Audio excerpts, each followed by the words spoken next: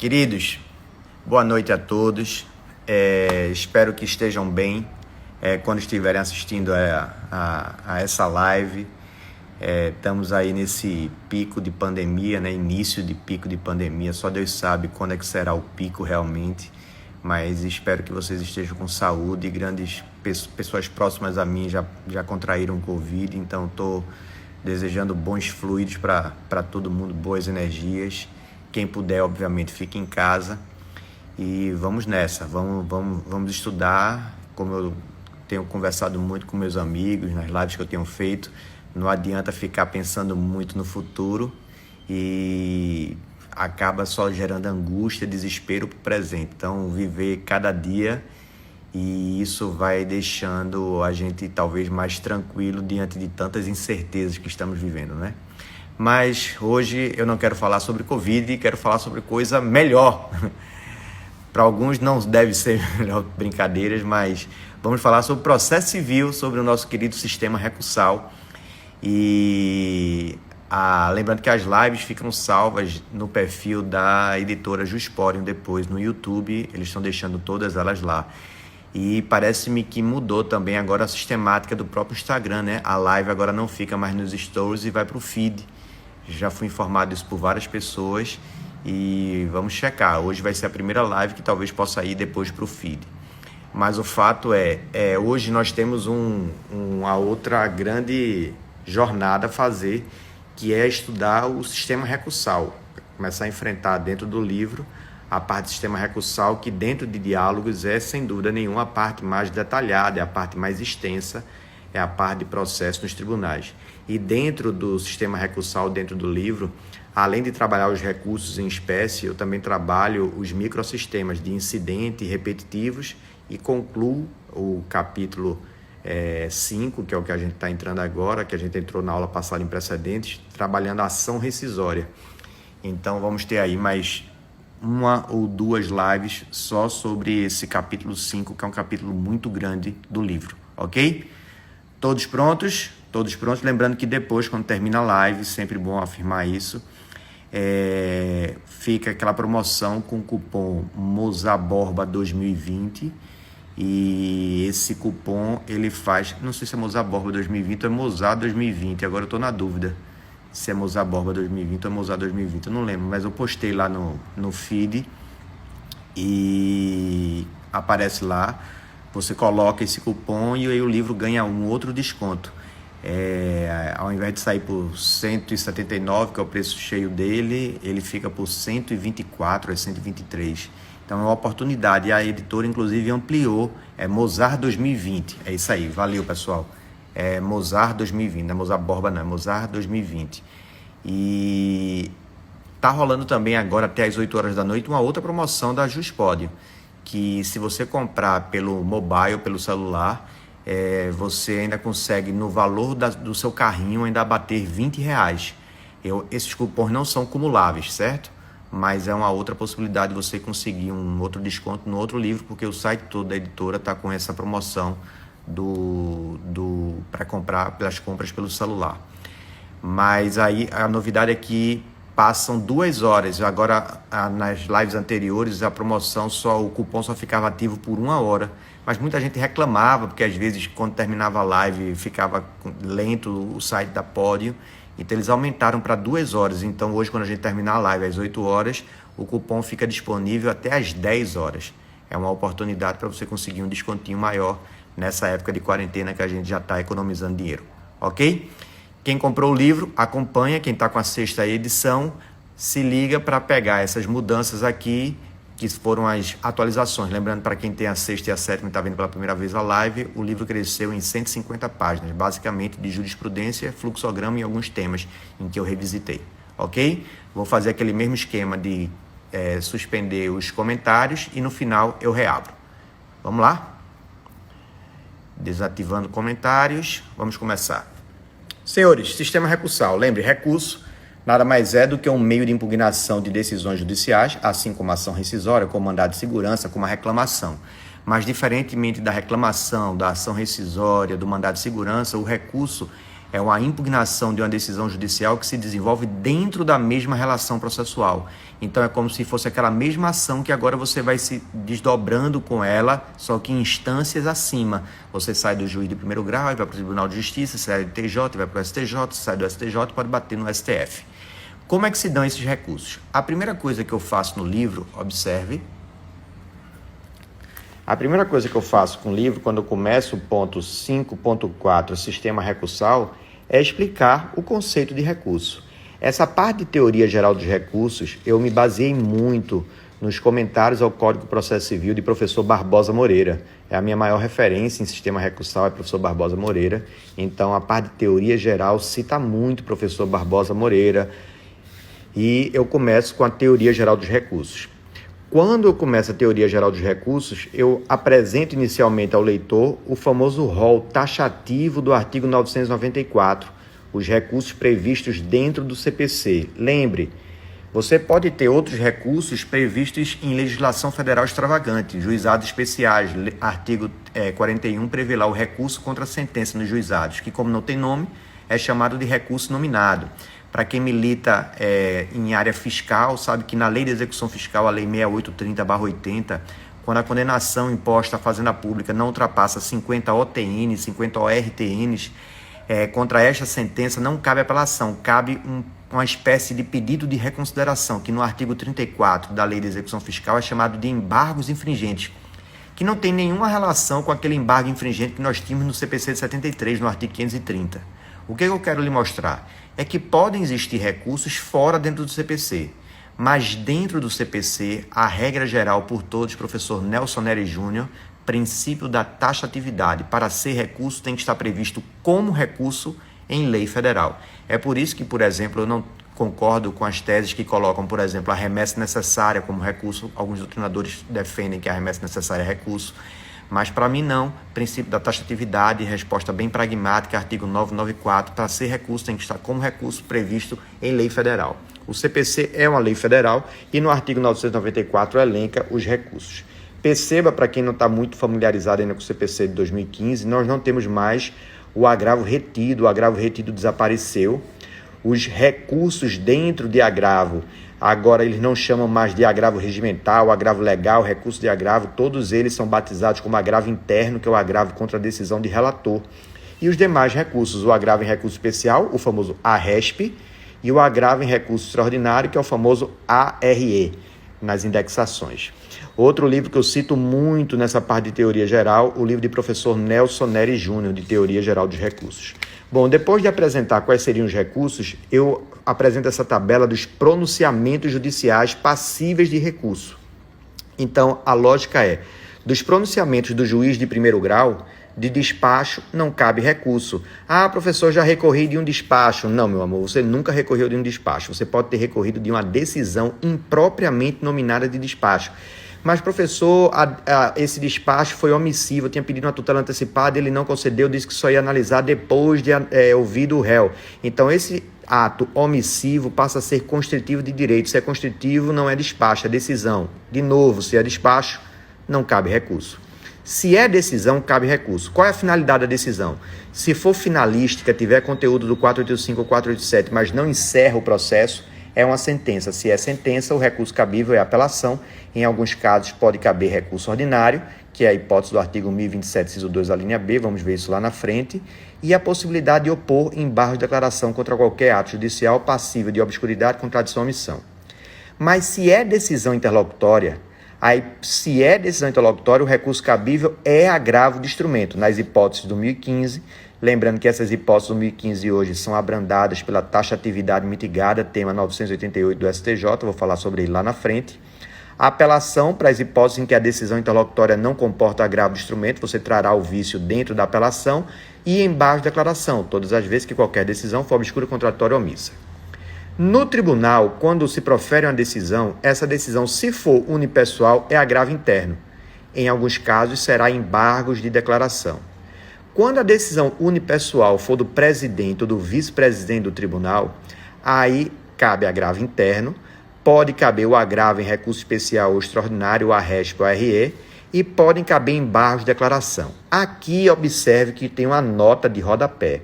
Essa nota de rodapé 37 traz julgados do STJ e do STF, a meu ver, absurdos, em que dizem que atualmente, contra a decisão do juiz que inadmite recurso especial ou extraordinário na origem com base no 1030, o STF e o STJ têm entendido que ou cabe agravo em recurso especial, ou cabe agravo em recurso extraordinário, ou cabe agravo interno, mas que não seria aceito embargos de declaração, porque essa decisão não seria oponível por embargos. Eu acho essa decisão absurda, mas é o entendimento que hoje acontece nos tribunais superiores e lá na frente a gente vai tratar sobre ele. Mas eu tinha que botar nessa tabela um asterisco para alertar o leitor sobre essa questão jurisprudencial.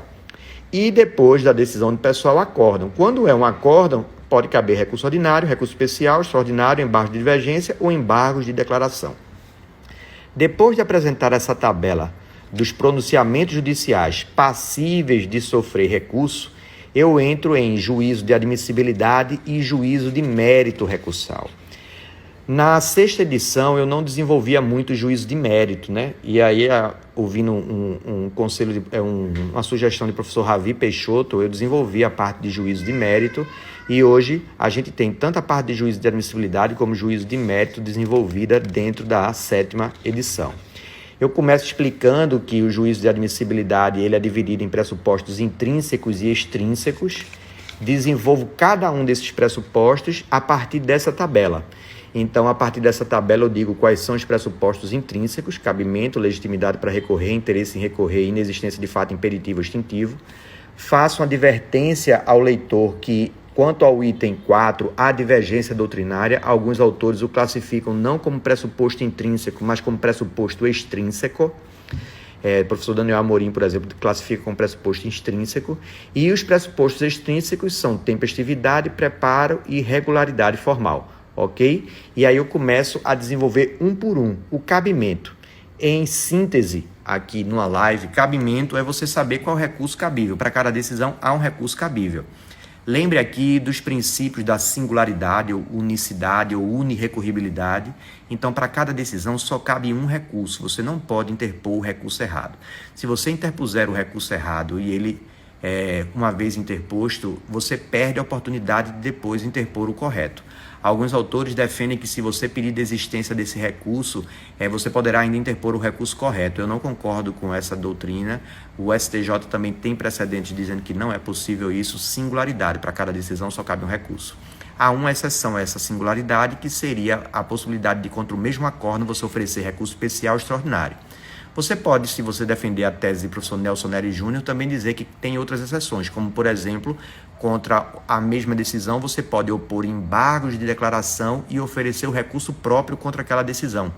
E há ainda quem defenda que, com a taxatividade mitigada do STJ, tema 988, quando você interpuser um agravo de instrumento e o STJ disser que não cabe o agravo de instrumento porque entendeu que não há urgência, você poderá posteriormente levantar aquela matéria novamente dentro da apelação. Então, haveria uma outra exceção à singularidade. Alguns autores, professor Leonardo da Cunha e professor Fred Dier, entendem que singularidade é você interpor os dois recursos ao mesmo tempo. Então, para esses autores, só haveria a exceção do recurso especial e do recurso extraordinário. Mas se você segue a teoria de Nelson Nery, que singularidade é apenas interpor mais de um recurso contra a mesma decisão sem ser necessariamente de forma simultânea, você também teria a possibilidade do recurso principal e recurso de embargo de declaração, e também essa discussão sobre o agravo de instrumento e depois, se o agravo de instrumento foi inadmitido por não ter urgência, a hipótese de você levantar essa questão novamente dentro da apelação. Isso eu trabalho aqui dentro. Vou explicando o cabimento. Dentro do cabimento, explico que a fungibilidade ela é uma exceção e só ocorre quando há dúvida objetiva, que é a discussão na doutrina e na jurisprudência sobre o que é o recurso, qual é o recurso cabível, com os julgados do STJ do ano passado. Posteriormente, a gente entra em legitimidade para recorrer. Eu explico a legitimidade das partes, do MP dos terceiros. Depois, o interesse em recorrer, o binômio, necessidade mais utilidade do recurso, sempre citando o professor Barbosa Moreira. Depois, entro no ponto inexistência de fato imperativo ou extintivo do direito de recorrer, onde a gente estuda desistência, e essa questão aqui que a gente vai ver lá na frente, dentro de microsistema de demandas repetitivas, que é uma questão muito interessante quando você pede desistência do recurso. Por quê? Diferentemente de primeiro grau, quando você desiste da ação, para desistir da ação, a decisão precisa ser homologada. Se já tiver havido contestação do réu, precisa que o réu concorde com o pedido de desistência do autor. No sistema recursal, quando o recorrente pede desistência, independe do consentimento do recorrido. E ainda tem um detalhe no caput do artigo 998, é que esse pedido de desistência poderá ser formulado a qualquer tempo. E isso, inclusive, é uma crítica da doutrina, porque o a qualquer tempo é um conceito jurídico indeterminado. Então, a qualquer tempo significa o quê? Posto em pauta, já começado a leitura do relatório, já posto em discussão do voto. Então, fica meio aberto em relação a isso. Infelizmente, o CPC perdeu uma oportunidade de dizer o que significa a qualquer tempo. Uma outra questão interessante aqui é que no parágrafo único do artigo 998, ele diz que se houver um repetitivo, então imagine que seu recurso especial foi selecionado, veja que prestígio, para ser o recurso repetitivo, onde será fixada a tese paradigma que servirá para todos os demais recursos e processos que estão em andamento em todo o território nacional. Veja que moral você está. Seu recurso foi selecionado. Imagina se esse recurso selecionado, o cara, nas vésperas do julgamento desse recurso, pede desistência. Quando ele pede desistência, o artigo 998, parágrafo único, diz que esse pedido de desistência do recurso repetitivo não impede que o Tribunal Superior analise a questão que vai ser fixada a tese. Então, é como ele dissesse o seguinte, olha, tudo bem, você quer desistir do seu recurso, ok, eu aceito seu pedido de desistência, mas a tese que vai servir para milhares de outras ações, eu vou julgar mesmo assim. Aí surge uma pergunta, ele estaria julgando o quê se o recurso ele acabou de desaparecer? Se aquele processo que era a causa piloto desapareceu. Aí eu sigo a tese do professor Leonardo da Cunha e professor Antônio Passo Cabral, que defende que a partir desse momento vira um procedimento modelo. E eu explico isso lá na frente, dentro de microsistema de incidentes, ok? Fica registrado já aqui na nossa conversa essa divergência. Depois de explicar desistência, a gente entra em aquiescência, que é a aceitação, que também é outra hipótese que impede a parte de recorrer posteriormente. A aquiescência nada mais é do que a preclusão lógica dentro dos recursos. Depois de trabalhar a inexistência de fato impeditivo ou extintivo do direito de recorrer, a gente entra em tempestividade. Em tempestividade, vou trabalhar os prazos dos recursos, vou trabalhar a questão do feriado local, que é realmente um problema, porque nós temos aquele primeiro precedente do STJ, de ministra Nancy Andrighi, da Corte Especial de 2017, dizendo que feriado local tem que ser comprovado no ato de interposição do recurso. E, inclusive, isso foi motivo de chacota recentemente, porque a gente passou pela segunda-feira de carnaval, que foi o dia que gerou toda aquela polêmica, se eu teria ou não que comprovar que a segunda-feira de carnaval é feriado. Eu nunca vi um fórum funcionar na segunda-feira de carnaval. E o STJ disse que você tem que comprovar esse feriado local, porque você tem que dizer se o fórum realmente estava fechado na segunda-feira de carnaval, juntar algum documento. Se você não junta esse documento, o STJ entende que esse vício não é passível de correção. Você que está assistindo essa live, grife o artigo 1003, parágrafo 6º, se você não está atento à jurisprudência. O STJ entende que a questão do feriado local deve ser comprovado no ato de interposição do recurso. Todos aqueles conceitos de primazia do julgamento do mérito, de possibilidade ampla de saneamento, artigo 932, o relator, antes de inadmitir o recurso, dará à parte 5 dias para corrigir. O STJ entende que isso não se aplica ao 1003, parágrafo 6º, que existe uma regra especial. Por que isso virou o samba, né, uma complicação danada? Porque, infelizmente, o STJ foi muito formalista. E eu digo infelizmente porque eu acho que a ratio decidente da segunda decisão, que eu vou lhe mostrar daqui a pouco, já era suficiente para dizer que qualquer feriado local, pelo menos na época anterior à publicação dessa decisão, era um vício passivo de correção. E a partir de hoje, quer dizer, a partir da decisão publicada, aí sim, se o cara interpusesse o recurso sem comprovar o feriado local, aí ele realmente teria o recurso não admitido. Mas eu acho que quem havia oferecido o recurso antes, principalmente por uma confiança legítima, por uma segurança jurídica, deveria ser dada a oportunidade da pessoa corrigir. E o STJ entendeu que esse vício não deveria ser corrigido e que era restrito à segunda-feira de carnaval. E eu trabalho isso aqui nessa decisão. Essa decisão aqui de 2017 e depois surge a decisão agora de outubro de 2019, que foi justamente a da segunda-feira de carnaval. Veja como é uma decisão longa. E aí, depois disso aqui, quando já estava tudo tranquilo, pensando que pelo menos todos os feriados locais vai ser aplicada essa exegese, surgiu essa decisão daqui, desse ano. Aí eu já fiz isso aqui nas revisões da 7ª edição.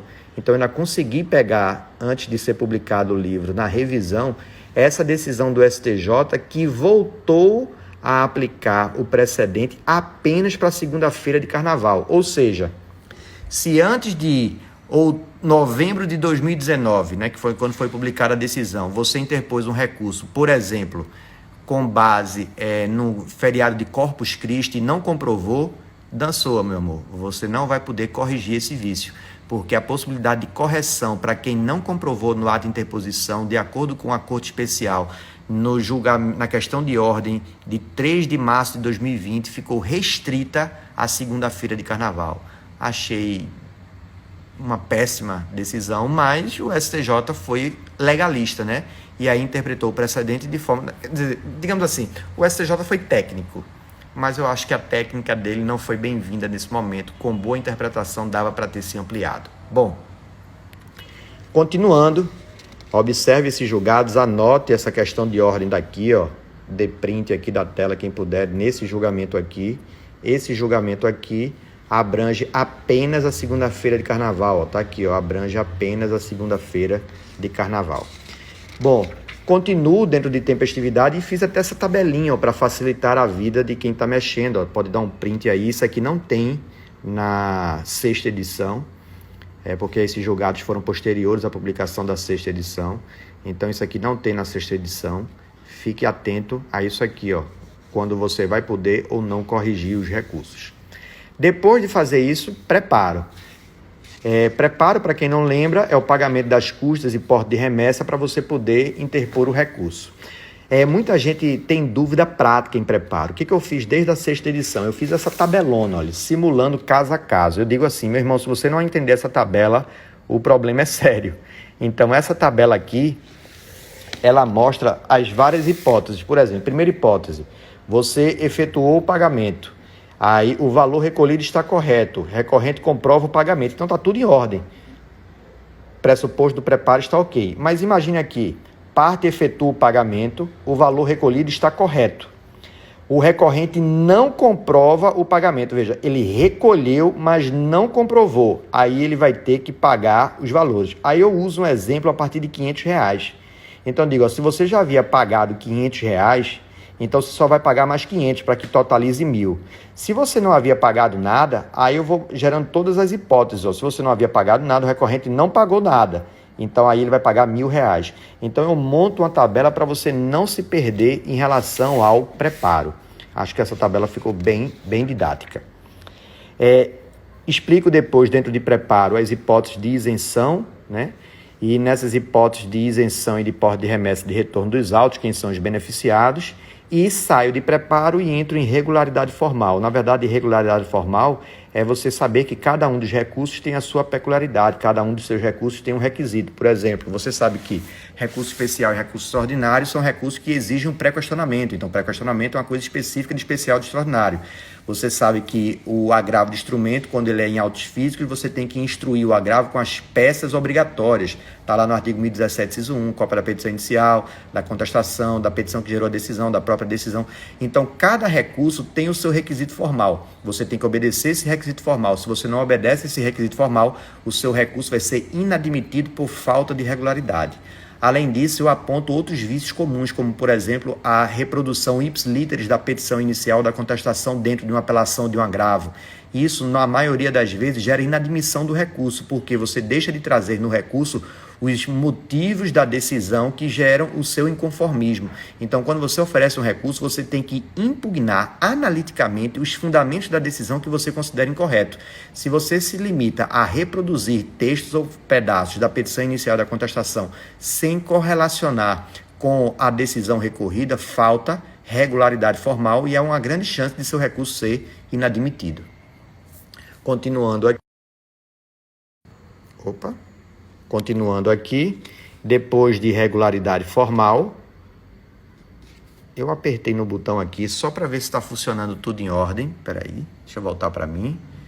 Vou abrir de novo os comentários, só para saber se está tudo em ordem aí. Que eu apertei no botão, ele fez um sinal como se tivesse mudo. E aí eu já não sei mais se vocês estão ouvindo. Estão ouvindo perfeito para que eu possa voltar aqui? Som ok? Então beleza, vamos voltar. Vou desativar de novo os comentários. Perdão, vamos embora. Regularidade formal e eu entro no capítulo de efeitos recursais. Então perceba, até aquele momento eu expliquei o que era juízo de mérito e juízo de admissibilidade e depois destrinchei os pressupostos de admissibilidade, seja os extrínsecos, seja os intrínsecos. Em seguida, depois de detalhar cada um desses pressupostos, eu começo a trabalhar os efeitos dos recursos, né? Trabalhar cada um dos efeitos ocasionados pelo ato de recorrer. Isso cai muito em prova de concurso. Então, fique atento, eu já mostro logo essa tabela. O efeito devolutivo, o efeito suspensivo, o efeito obstativo, o efeito translativo, o efeito regressivo, o efeito expansivo, o efeito substitutivo e o efeito rescindente. Então eu começo a desenvolver os efeitos, todo ponto relacionado aos efeitos, e claro que o que eu mais me debruço é o efeito suspensivo, porque ele é o de maior importância prática, o devolutivo e o suspensivo. E é muito importante para o leitor ele entender a diferença entre o efeito suspensivo opé legis, aquele que é imposto pela lei, e o efeito suspensivo que é concedido pelo juiz, ou seja, ele é imposto pelo juiz, opé judicis. Nesses efeitos suspensivos aqui, eu explico a famosa tese de professor Nelson Nery Júnior, que quando o recurso possui efeito suspensivo opé legis, não é o recurso quem gera o efeito. Na verdade, a decisão, ao ser publicada, ela já está suspensa e o recurso apenas mantém esse efeito suspensivo. Tanto é que, se você ler o artigo 1012, parágrafo 1º da apelação, ele diz no caput, a apelação tem efeito suspensivo, então é opé legis. Aí no parágrafo 1º ele diz, nessas situações aqui, a sentença, uma vez publicada, produz efeito imediatamente a partir da sua publicação. Ora, se nessas situações, por exemplo, confirmou tutela antecipada ou concedeu tutela antecipada, concedeu alimentos, se nesses casos a sentença ao ser publicada produz efeito imediatamente, isso quer dizer que quando não for nesses casos do parágrafo 1º do 1012, ela não está produzindo efeitos automaticamente. É a tese que Nelson Nery defende há 30 anos. Então, quando o recurso tem efeito suspensivo opé legis, que é a exceção, não é o recurso quem suspende a decisão. Na verdade, a decisão, ao ser publicada, ela já está automaticamente suspensa. A interposição do recurso apenas mantém essa decisão suspensa enquanto o recurso não é julgado. É a tese de Nelson Nery que foi absorvida no artigo 1012, parágrafo 1º do CPC. E eu explico tudo isso dentro do livro. E eu continuo desenvolvendo justamente aqui, a partir do 1012, parágrafo 1º, eu explico essa distinção do efeito suspensivo da explicação do professor Nelson Nery. E explico a diferença do efeito suspensivo opé legis e opé judicis, que eu havia dito, né?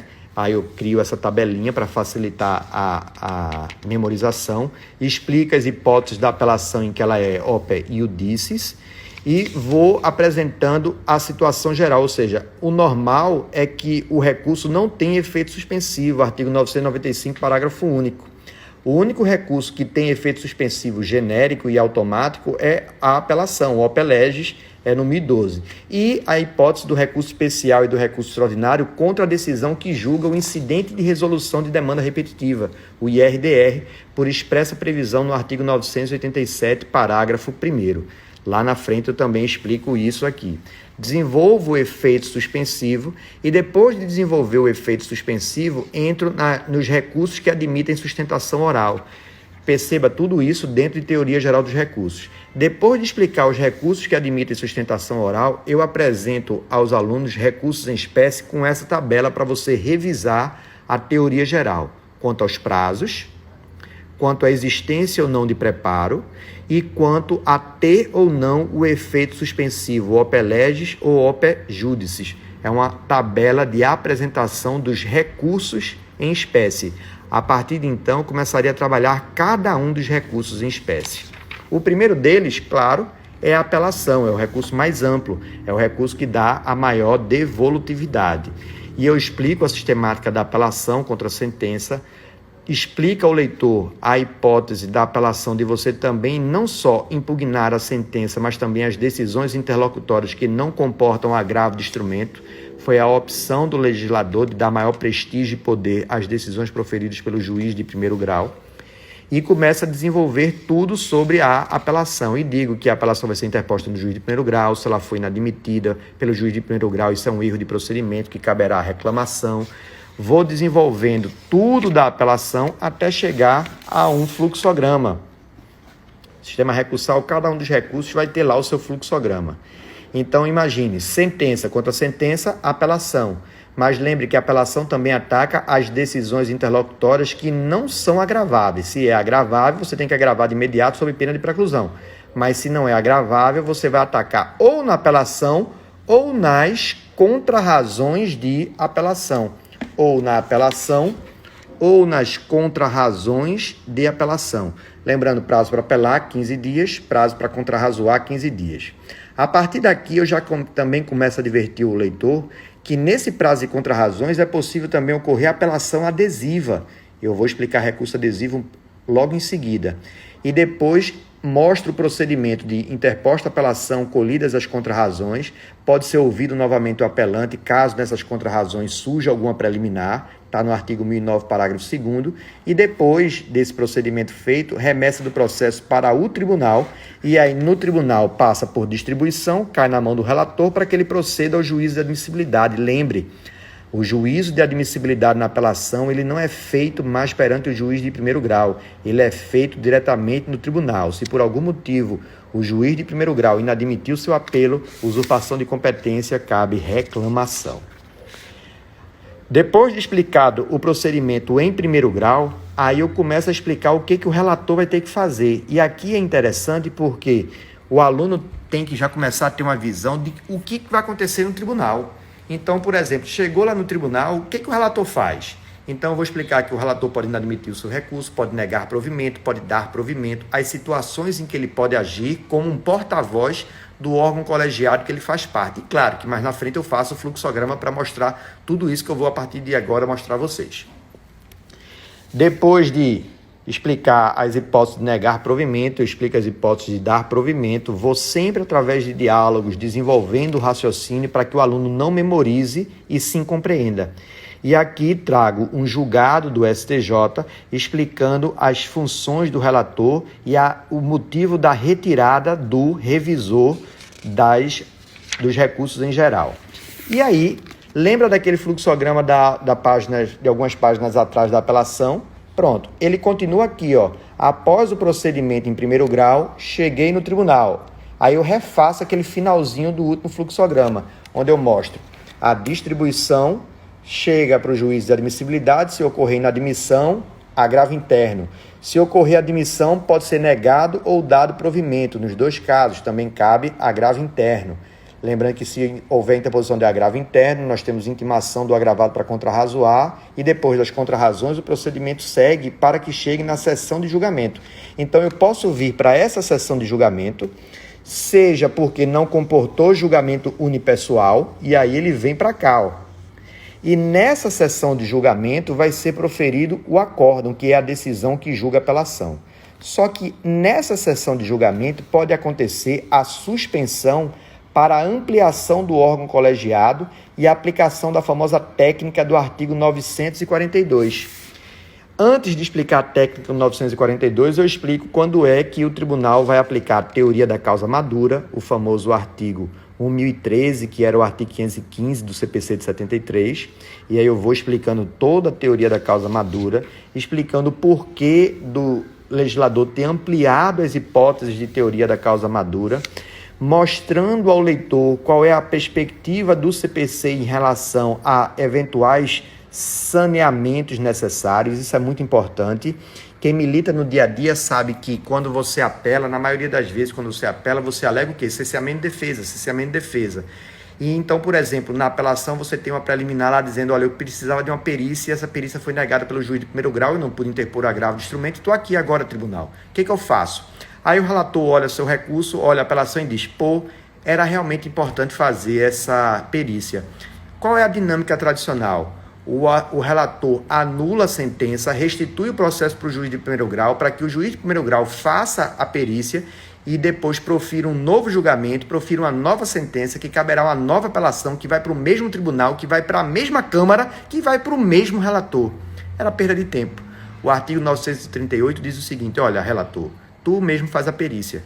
Só vai pedir ajuda no juiz de primeiro grau se, por exemplo, essa perícia tiver que ser feita no outro estado, noutra comarca, mas aí mande uma carta de ordem para ele. E depois de cumprida, volte o processo para você, mas sempre que possível, dê prosseguimento do julgamento no apelo sem ter que rescindir a sentença, para fins de celeridade processual. Não há dúvida que a intenção do 1013 na teoria da causa madura é celeridade e efetividade processual. E o legislador quis isso, por exemplo, quando ele traz o artigo 938. Aí eu explico a incidência do 938 dentro da apelação. Depois eu explico as possibilidades de juízo de retratação na apelação que pode acontecer, seja nas hipóteses de indeferimento, na hipótese de extinção do processo sem resolução de mérito e na hipótese de improcedência liminar. E vou explicando todas essas situações aqui. Até que chego no ponto mais técnico da aula de hoje, que é a técnica de julgamento ampliada, o famoso artigo 942.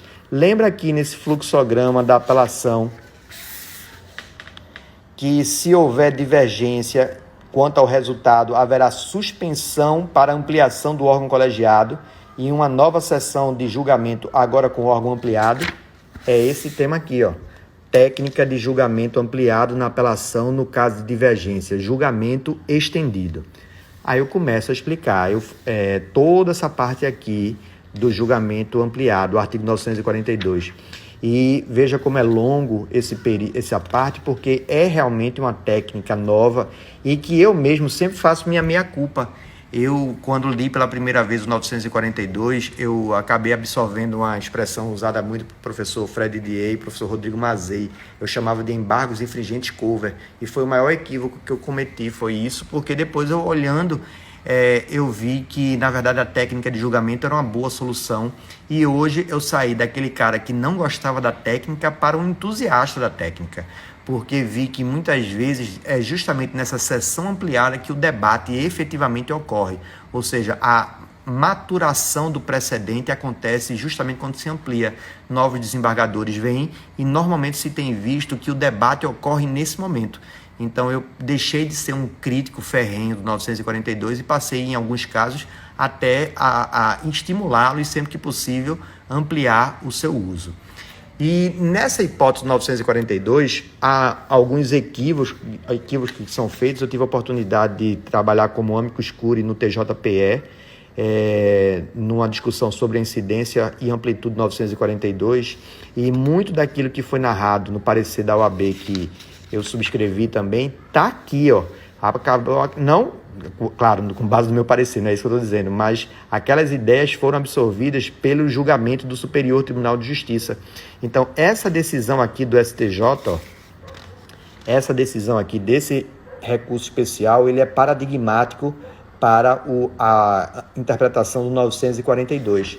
E aí eu explico tudo isso aqui, que confirma as afirmações que eu fiz nas páginas anteriores e outras decisões do STJ também sobre o tema, e começo a fazer com que o leitor comece a entender quando é que vai incidir. Por exemplo, na apelação se entendia que só poderia ocorrer a técnica de ampliação quando houvesse procedência, mas o STJ já disse que não, que acontece tanto na procedência, na improcedência ou na inadmissibilidade.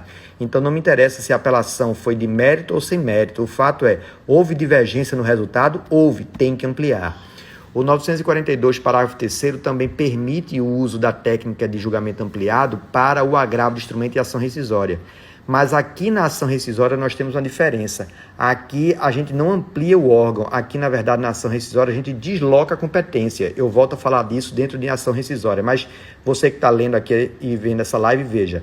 A ação rescisória, quando o resultado for rescisão, ou seja, estiver reformando a coisa julgada, nesse caso, seu prosseguimento vai ocorrer em órgão de maior composição. Então veja a diferença.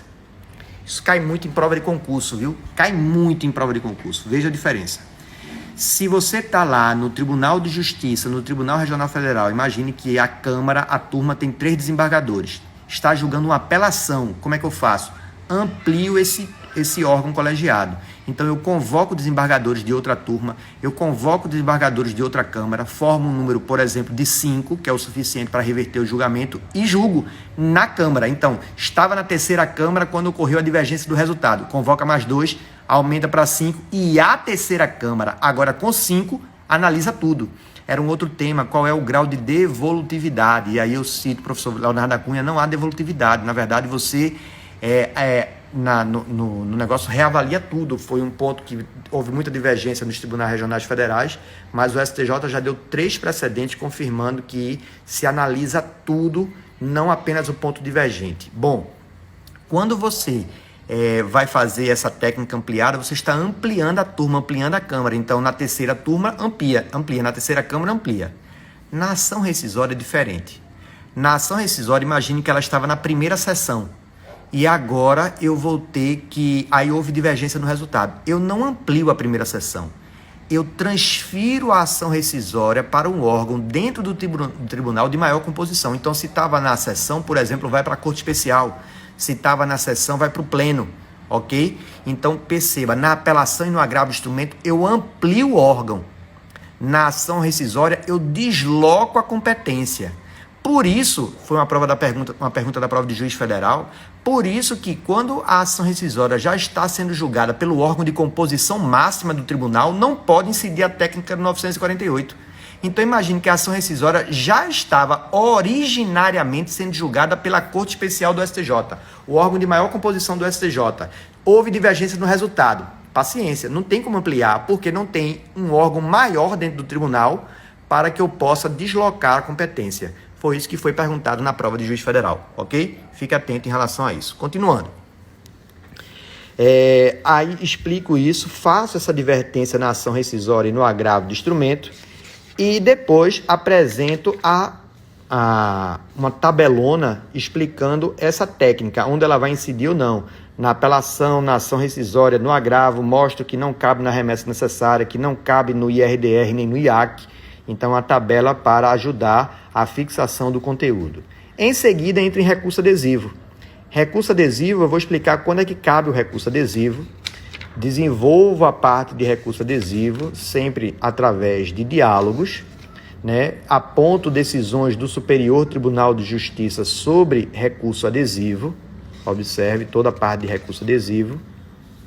Lembrando que o recurso adesivo, ele é admitido em 3 recursos, na apelação, no recurso especial e no recurso extraordinário. Lembre que o recurso adesivo, ele não é uma nova espécie de recurso. Ele é apenas uma forma diferida de você processar um desses recursos. Então, não existe o recurso adesivo. Existe a apelação que está sendo processada adesivamente. Existe o recurso especial que está sendo processado adesivamente. Se recurso adesivo fosse uma nova modalidade de recurso, ela estaria no artigo 994. Mas não. Na verdade, o recurso adesivo é um desses 3 recursos. É um recurso, mas que está sendo processado adesivamente. Serve para quê? Serve, primeiro, para alguns como estratégia processual, quer dizer, o cara recorreu e eu não queria que ele recorresse, aí eu ofereço um recurso adesivo para pressionar mentalmente para que ele desista do recurso, abandone, pensando assim, eita, se eu oferecer meu recurso, ele ofereceu o recurso adesivo, então se eu desistir do meu, mato dele. Então, pode ser uma pressão psicológica. Mas na prática, o recurso adesivo, processualmente falando, sem pensar nessa estratégia processual, mas apenas tecnicamente, não tem vantagem nenhuma. Na verdade, é apenas uma possibilidade que você dá a quem não recorreu de forma autônoma recorrer adesivamente no prazo das contrarrazões. E por que não tem nenhuma vantagem? Porque os mesmos requisitos do recurso principal são exigidos no recurso adesivo. E ainda tem um problema, o recurso adesivo ele fica condicionado à admissibilidade do recurso principal. Isso quer dizer que se por algum motivo o recurso principal foi inadmitido, prejudica o adesivo. Então, se você não quer correr esse risco, não recorra adesivamente e recorra de forma principal. Eu explico todas essas discussões aqui dentro do texto e lá no final do texto apresento uma tabela. E lembrando para quem não viu as lives anteriores, a 7ª edição ela é cheia desses fluxogramas especiais. Ó. Isso aqui não tinha na 6ª edição e foi utilizado a partir daquelas rapidinhas. Então, o que eu faço no Instagram?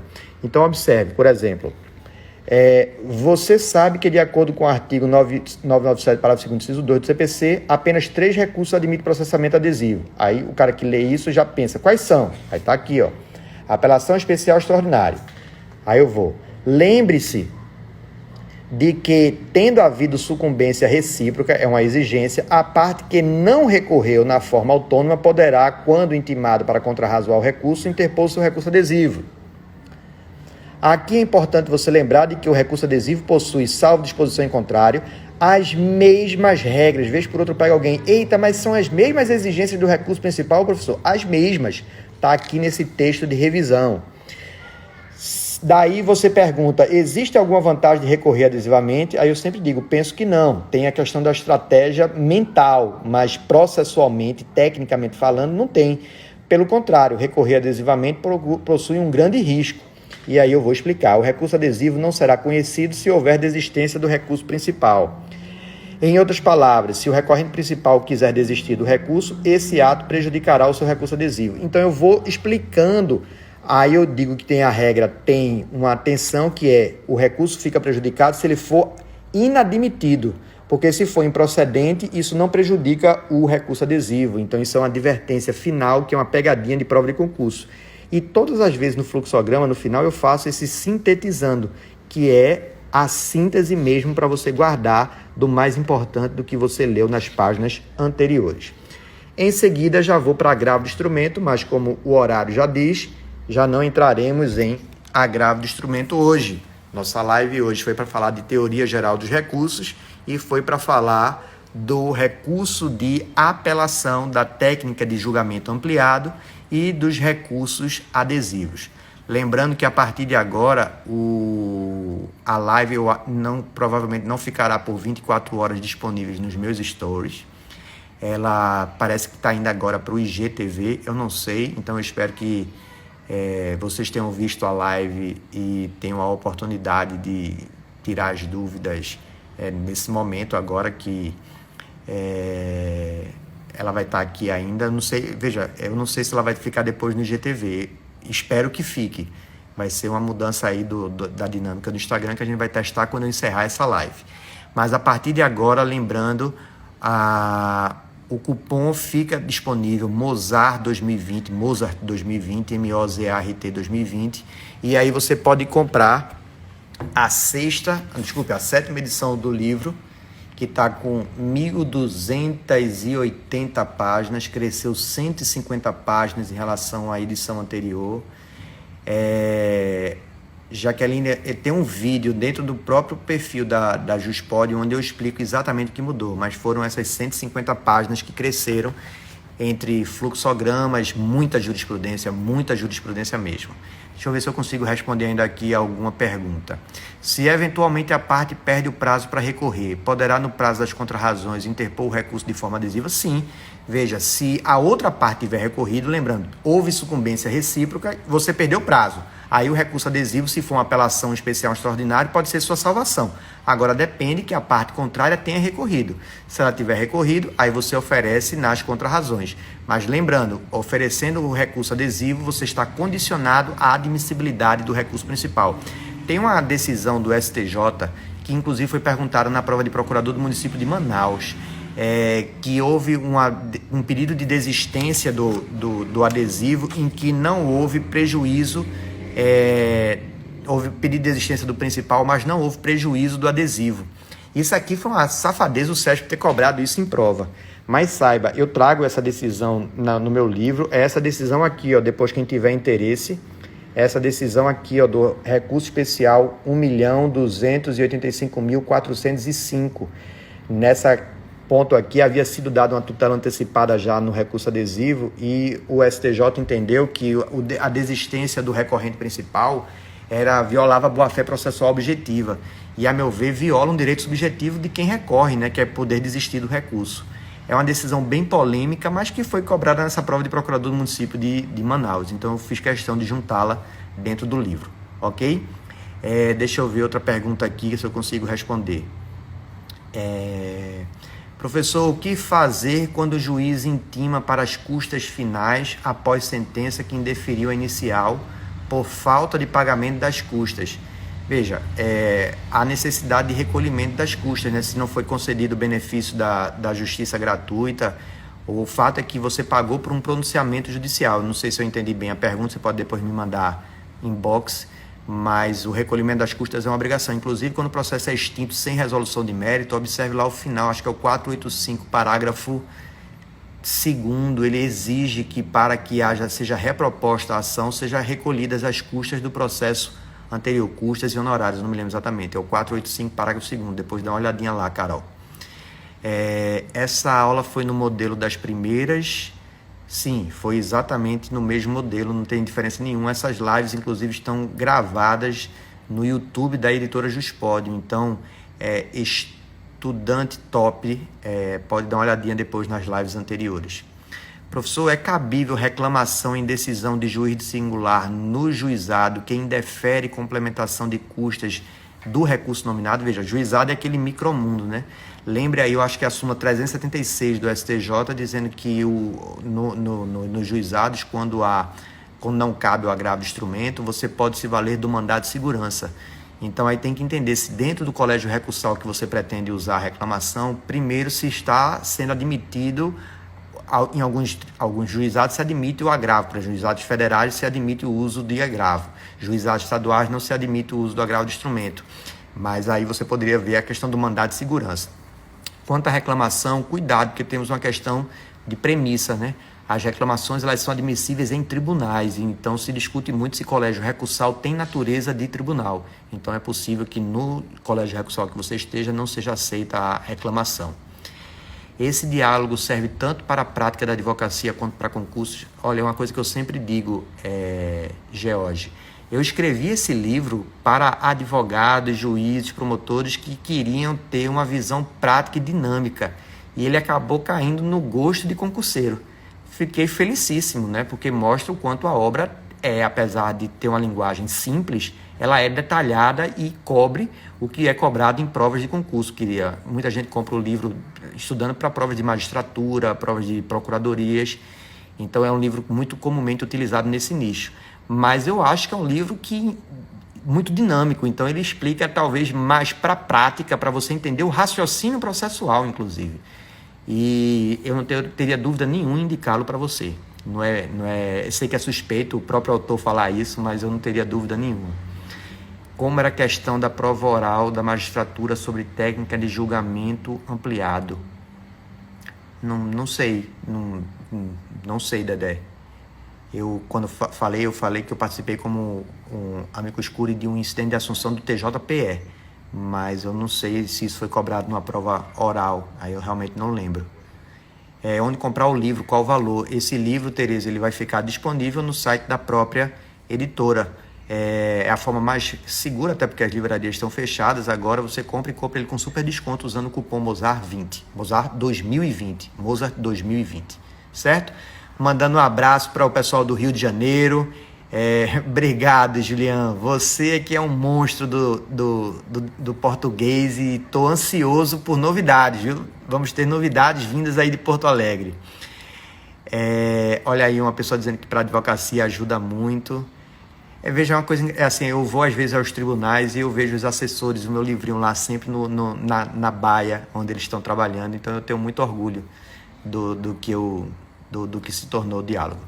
Senhores, já está aqui no meu finalzinho, espero que tenham gostado da live, vou tentar salvá-la dentro do IGTV e nos vemos na próxima quinta. E na próxima quinta partiremos a partir de agravo de instrumento. Beijo para todos, estejam com saúde, estejam bem e quem puder, obviamente, fique em casa. Beijo, pessoal, boa noite.